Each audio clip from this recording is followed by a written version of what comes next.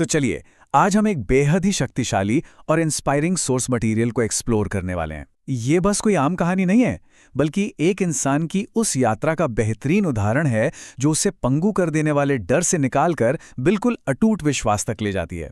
मतलब जरा सोचिए, हम अक्सर सोचते हैं ना कि हमारा सबसे बड़ा दुश्मन बाहर कहीं है, लेकिन असल में सबसे बड़ा दुश्मन हमारे अपने ही भीतर बैठा हमारा डर है। तो आइए देखते हैं कि कैसे एक इंसान अपनी चिंताओं के भारी बोझ तले दबे होने के बावजूद अपने अंदर एक गजब का ट्रांसफॉर्मेशन लाता है और उस डर पर जीत हासिल करता है।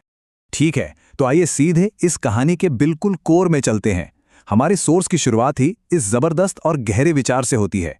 जब इंसान का भरोसा अल्लाह पर होता है, तब दुनिया की कोई ताकत उसे तोड़ नहीं सकती। ये सिर्फ एक लाइन नहीं है, पता है, ये इस पूरे एक्सप्लेनर का असल आधार है। ये हमें सोचने पर मजबूर करता है कि सच्ची ताकत किसी बैंक बैलेंस या दुनियावी चीजों में नहीं है, बल्कि उस अदृश्य लेकिन ना टूटने वाले विश्वास में है। सोचिए, अगर कोई इंसान सच में इस लेवल का भरोसा कायम कर ले, तो उसकी मानसिकता कितनी सॉलिड और अभेद्य हो जाएगी। भाग 1, डर की जकड़ और आरिफ की स्थिति।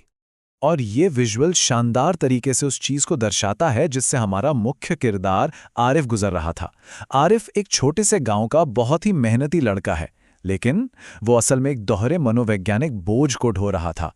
एक तरफ आप देख सकते हैं व्यापार में घाटे का डर, यानी पैसों की टेंशन, और दूसरी तरफ हम इंसानों का सबसे पुराना और शायद सबसे खतरनाक डर कि लोग क्या कहेंगे। बिल्कुल सही सुना आपने। ये दोनों डर उसे अंदर ही अंदर खोखला कर रहे थे। वो मेहनत तो कर रहा था, लेकिन इन डरों का साया हर वक्त उस पर मंडराता रहता था। भाग 2, ज्ञान की बातें और वो पल जिसने सब कुछ बदल दिया। अब आता है आरिफ की जिंदगी का सबसे बड़ा टर्निंग पॉइंट। एक दिन गांव के एक बुजुर्ग हकीम साहब उसे अपने पास बुलाते हैं। हकीम साहब के पास जिंदगी भर का तजुर्बा था और उन्होंने आरिफ से बहुत ही ठहरी हुई और स्पष्ट आवाज में कहा, आरिफ, याद रखो, इंसान को वही मिलता है जो अल्लाह उसकी किस्मत में लिख देता है, और अल्लाह की मर्जी के बिना कोई तुम्हें नुकसान भी नहीं पहुंचा सकता। जाहिर है, इन चंद शब्दों ने सीधे आरिफ के दिल पर दस्तक दी। अगर हम हकीम साहब की इस सलाह का निचोड़ निकालें, तो बात यहां आकर टिकती है, नियति और ईश्वरीय अनुमति।